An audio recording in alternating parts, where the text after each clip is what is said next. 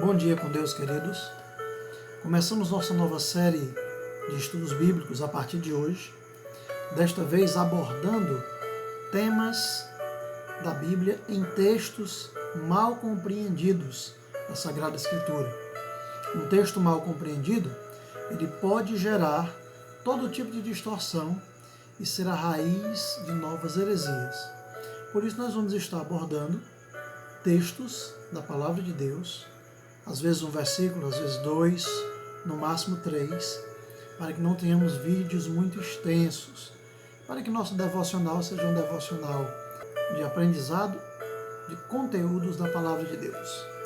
Vamos então ao nosso texto de hoje, segunda carta de Paulo aos Coríntios, capítulo 3, versículo 6. A Palavra de Deus nos diz o seguinte: o qual nos capacitou para sermos ministros de uma nova aliança, não da letra, mas do Espírito, porque a letra mata, mas o Espírito vivifica.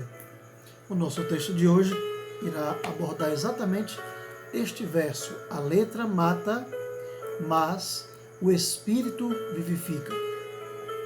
É importante dizer que todo texto bíblico está inserido num contexto. Desconsiderar esse fato nos levará a uma compreensão errônea da Escritura. Um texto fora de seu contexto poderá facilmente se transformar num pretexto. Então, nosso propósito com esse vídeo é responder três perguntas.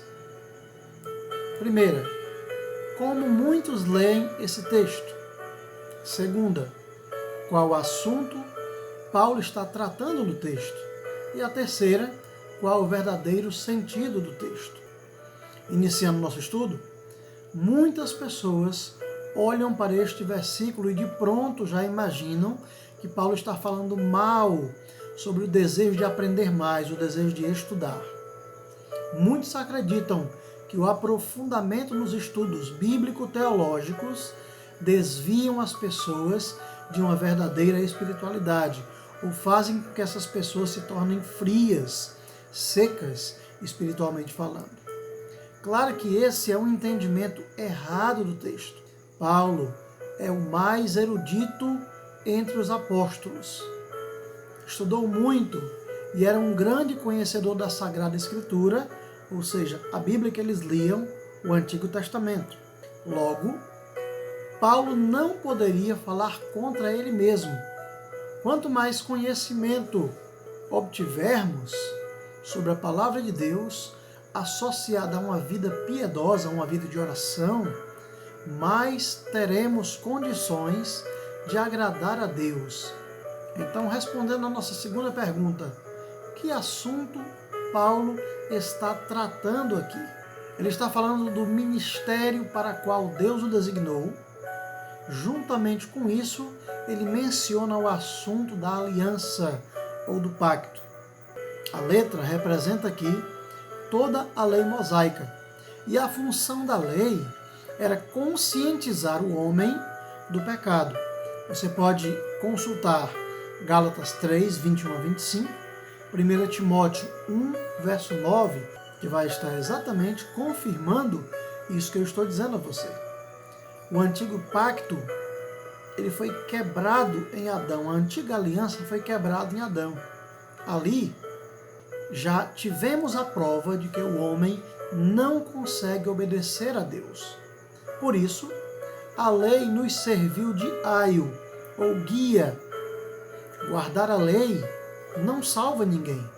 Até porque ninguém, além de Cristo, conseguiu ou conseguirá guardar toda a lei.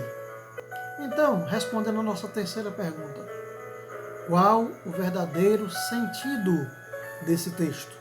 Como ninguém consegue obedecer toda a lei, ela mata, porque de si mesma não pode dar vida. Atos 13:39 confirma isso. Ela não foi destinada a salvar, mas a convencer-nos da necessidade de Cristo. Gálatas 3:22 reforça este ensinamento. A letra mata, mas o Espírito vivifica. A letra exige perfeita obediência e pronuncia a sentença de morte para o desobediente. Por isso, Paulo se anuncia como ministro da nova aliança. Aliança que concede perdão dos pecados por meio da morte de Cristo, conforme Mateus 26, versos 28. A letra mata de dois modos. Ela resulta na morte em vida. Antes de Paulo se converter, ele achava estar salvo por cumprir a lei. Mas tudo o que ele fazia era matar a sua paz, alegria e esperança. Vemos isso também acontecendo na vida de um dos reformadores, Martinho Lutero. Lutero tinha uma luta terrível por entender que Deus era cruel, exatamente por não conseguir cumprir a lei de Deus.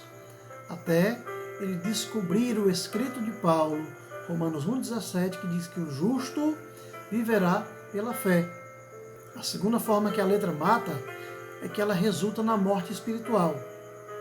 Paulo percebeu a sua incapacidade de manter verdadeiramente a lei, portanto, esta lei o havia sentenciado à morte eterna. Romanos 5,12, Romanos 7, 9 a 11 e Gálatas 3, 10 confirmam isso. Então, somente Cristo, por meio da ação do Espírito Santo, pode dar vida eterna àquele que nele crê.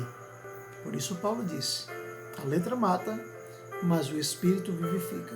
E eu quero concluir esse vídeo trazendo algumas diferenças ou contrastes entre as alianças, a antiga e a nova aliança. A velha aliança foi promulgada pela letra, a nova pelo Espírito. A velha aliança foi escrita em pedra, a nova nos corações. A velha foi concedida com glória passageira, a nova com a maior e permanente glória do Espírito. A velha aliança ministrou condenação, a nova aliança ministra justificação. Na velha aliança, a face do homem brilhou. Na nova aliança, todos brilham, conforme 2 Coríntios 3, 18. Vamos orar? Obrigado, Senhor, por estender a Tua misericórdia sobre nós, enviando Teu Filho para ir à cruz em nosso lugar. Uma vez, Senhor, que nós não teríamos condições de cumprir toda a lei. E não cumprindo toda a lei, vivendo debaixo deste preceito, seríamos condenados. Mas a Tua palavra nos afirma que pela graça nós somos salvos através da fé. A fé que não vem de nós, mas é um presente Teu às nossas vidas, e não de obras para que ninguém possa gloriar-se. Então, obrigado, Senhor.